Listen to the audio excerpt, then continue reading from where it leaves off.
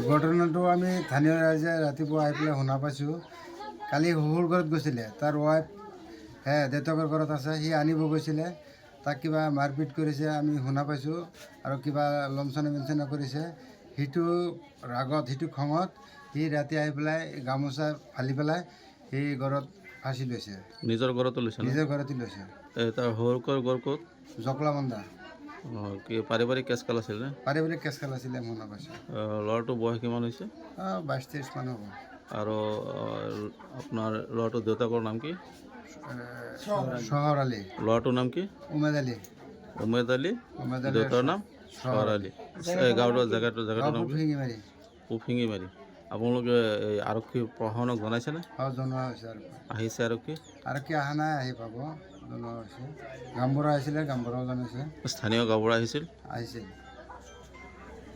যিকোনো খবৰৰ বাবে যোগাযোগ কৰক 7099017330 লগতে 7099017110 নম্বৰত।